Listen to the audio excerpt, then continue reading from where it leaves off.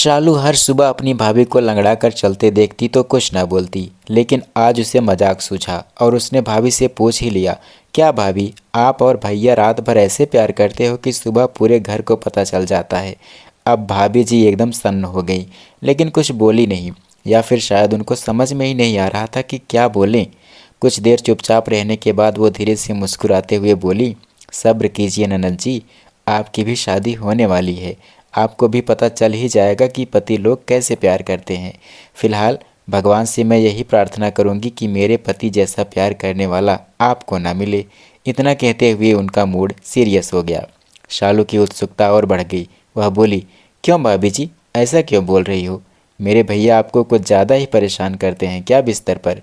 भाभी जी कुछ न बोली, मुस्कुराकर सीधा किचन में चली गई और खाना बनाने की तैयारी करने लगी।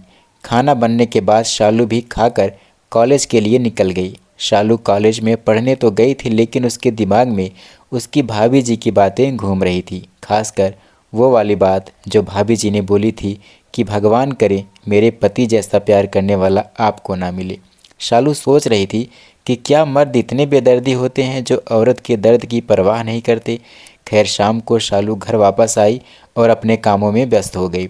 शालू हर रोज़ सुबह अपनी भाभी जी को लंगड़ा कर चलते देखती तो उसका रोम रोम खड़ा हो जाता और वो सोचने लग जाती कि शादी के बाद उसका पति भी उसके साथ ऐसे ही प्यार करेगा और उसकी हालत भी उसके भाभी के जैसी हो जाएगी। अब तो वह हमेशा यही सोचने लगी कि आखिर उसके भैया उसकी भाभी के साथ कैसे प्यार करते हैं कि सुबह होते ही भाभी जी के चेहरे की हंसी गायब हो जाती है। कभी कभी तो उसे शादी और सुहाग रात से ही डर लगने लगता। अब शालू से रहा नहीं जा रहा था। उसने फैसला किया कि आज वो अपनी भाभी के कमरे में चुपके से देखेगी। फिर क्या था, रात हुई, सब खा पी कर सोने चले गए। शालू भी बिस्तर पर आकर पढ़ाई करने लगी। रात के 11 बजे की बात है। भाभी जी के कमरे से कुछ हलचल सुनाई दी। कोई आवाज़ आई, ऐसा लगा कि जैसे कोई बिस्तर पर जोर से पटक दिया गया हो। शालू के रोए खड़े हो गए। वह समझ गई कि भैया और भाभी जी का प्यार चालू हो गया है। वह धीरे धीरे पैर दबाकर खिड़की के पास आई और छेद में से झांकने लगी। कमरे के अंदर का सीन देखकर तो उसकी आंखें फटी की फटी रह गई। उसने जैसा सोचा था वैसा तो कुछ भी नहीं हो रहा था, बल्कि उससे भी भयानक कुछ हो रहा था। उसने देखा उसकी भाभी जी के मुंह में कपड़ा ठूंसा हुआ था। कपड़े इधर उधर बिखरे पड़े थे। भाभी जी बेड पर लाचार होकर लेटी हुई थी और भाई कभी बेल्ट से तो कभी हाथ से तो कभी लात से दनादन पीट रहा था। बेचारी भाभी जी चीख भी नहीं पा रही थी। 1 घंटे मारने के बाद नशे में धुत उसका भाई बिस्तर पर एक तरफ गिरा और सो गया। भाभी जी ने किसी तरह खुद के हाथ छुड़ाए, मुंह से कपड़ा निकाला और ज़मीन पर बैठकर रोने लगी। शालू के मुंह में तो जैसे आवाज़ ही नहीं थी। उसके हाथ पैर कांप रहे थे। वह चुपचाप आई और बिस्तर पर लेटकर सो गई। अगले दिन सुबह जब वह उठी तो देखा भाभी जी फिर से लंगड़ा कर चल रही थी। वह दौड़कर उनके आगे खड़ी हो गई और रोते हुए उन्हें गले से लगा लिया। भाभी जी कुछ समझ पाती उससे पहले वह बोल पड़ी, भाभी जी, आप इतना सब सहती रहती हैं और किसी को पता नहीं चलने देती, आखिर क्यों? ऐसी क्या मजबूरी है आपकी जो आप इतना बड़ा जुल्म सह रही हैं? भाभी जी समझ गई कि शालू ने सब देख लिया है। वह शालू को खुद से दूर करते हुए बोली, ऐसे किसी के कमरे में नहीं झांकना चाहिए शालू, अच्छी बात नहीं होती है। इतना कहकर वो आंसू पोंछती हुई किचन में चली गई। शालू भी पीछे पीछे पहुंच गई किचन में और अपनी भाभी का हाथ पकड़कर बोली, भाभी जी, आपको मेरी कसम, आपको आज मेरे सवालों का जवाब देना ही पड़ेगा। भाभी जी की आंख भर आई। वो फूट फूट कर रोने लगी। ऐसा शायद इसलिए हो रहा था क्योंकि आज पहली बार घर में उसका दर्द किसी ने पूछा था। भाभी जी ने कहा, शालू, तुम जानना चाहती हो ना कि मैं यह सब क्यों सहती हूँ? तो सुनो, इसके पीछे बहुत कारण है। पहला कि मेरे माँ बाप पुराने ख्यालों के हैं। उन्होंने शादी के समय ही कह दिया था कि ससुराल से बेटियाँ वापस नहीं आती, सिर्फ अर्थ ही आती है। तो तुम ही बताओ, कौन सा मुंह लेकर मैं मायके भाग कर जाऊं? रही बात सास ससुर को बताने की, तो एक बार सासू जी को बताया था मैंने। उन्होंने मुझे ही दोषी बताकर 25 बातें सुना दी। पुलिस में मैं इनके खिलाफ कंप्लेन नहीं कर सकती क्योंकि मैं इनसे बहुत प्यार करती हूँ सालू। इतना कहकर भाभी जी शालू से लिपट गईं। सालू ने किसी तरह उन्हें चुप कराया और पूछा कि आखिर भैया आपको मारते क्यों हैं? मेरे भैया तो बहुत सीधे साधे थे पहले। भाभी जी ने बताया कि सुहाग रात के बाद वो अपने दोस्तों से मिलकर आए, तभी से वो मुझ पर शक करते हैं और कहते हैं कि शादी से पहले ज़रूर तेरा चक्कर रहा होगा किसी से। मुझे लगता है उनके दोस्तों ने उन्हें भड़काया है। शालू सब समझ गई और अब सोचने लगी कैसे भाभी जी को इंसाफ दिलवाऊं और भैया को सबक सिखाऊं। अगले ही दिन शालू ने अपने माँ बाप से कह दिया कि लड़के वालों को मना कर दीजिए, मैं शादी नहीं करूँगी। इतना कहते ही सारा घर टेंशन में आ गया क्योंकि शादी में अब 1 महीना ही बचा था।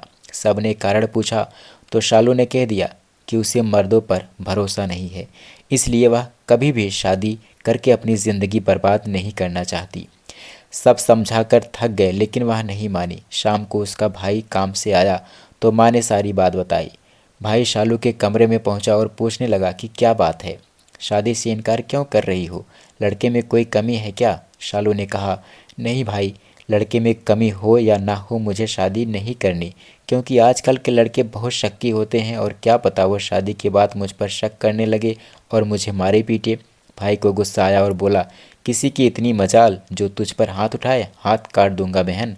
शालू हंसने लगी और बोली, वाह मेरे भाई, अपनी बहन पर बात आई तो इतना गुस्सा, और दूसरे की बहन को रोज़ पीकर मारते हो उसका क्या? अब तो भाई को और गुस्सा आया और बोला, अच्छा तो ये सब तेरी भाभी का किया धरा है, अभी उसे बताता हूँ। इतना कहकर वह जाने लगा तो शालू ने हाथ पकड़ लिया और गुस्से में बोली, खबरदार भैया, अगर आपने भाभी जी पर हाथ उठाया तो वो मजबूर होंगी, मैं नहीं। मैं भूल जाऊंगी कि आप मेरे भाई हो और अभी महिला हेल्पलाइन पर फ़ोन करके घरेलू हिंसा की कंप्लेन करूंगी। भाभी जी ने मुझे कुछ नहीं बताया, मैंने खुद देखा है आपको उन पर हाथ उठाते हुए। भाई गुस्से में तिलमिलाकर बाहर निकल गया। काफ़ी रात हो गई लेकिन आज भाभी जी के कमरे से मारपीट की आवाज़ नहीं आई। अगले दिन सुबह भाभी जी का चेहरा खिला हुआ था, वो लंगड़ा कर भी नहीं चल रही थी। यह देखकर शालू बहुत खुश हुई, उसे बहुत सुकून मिला, लेकिन अब भी वो अपने इरादे पर अटल थी कि वह शादी नहीं करेगी। धीरे धीरे 10 दिन बीत गए। भाभी जी की पिटाई अब बिल्कुल बंद हो चुकी थी। शादी में अब सिर्फ 20 दिन बचे थे तो भाई शालू के पास आया और बोला, बहन, अब मुझे अपनी गलती का एहसास हो गया है। अब मैं कभी भी तेरी भाभी पर हाथ नहीं उठाऊंगा, उस पर शक नहीं करूंगा। मुझे समझ में आ गया है कि जैसे मेरी बहन मुझे प्यारी है वैसे ही सबकी बहन होती है। मैं वादा करता हूँ कि कभी भी तेरी भाभी पर हाथ नहीं उठाऊंगा। बस तू शादी के लिए मान जा, पूरे घर की इज्जत का सवाल है। इसके बाद भाभी जी ने भी आकर काफ़ी समझाया, तब शालू शादी के लिए राजी हुई। शालू की शादी धूमधाम से हुई और भाभी जी के जीवन में एक बार फिर खुशियाँ लौट आईं। दोस्तों, इस कहानी से हमें सीख मिलती है कि अपने ऊपर हो रहे अत्याचार का विरोध करना कितना ज़रूरी है। जिस तरह से शालू ने अपनी भाभी जी का दर्द समझा, अगर उसी तरह हर औरत दूसरी औरत का दर्द समझने लगे तो महिलाओं पर होने वाले अत्याचार खत्म ही हो जाए।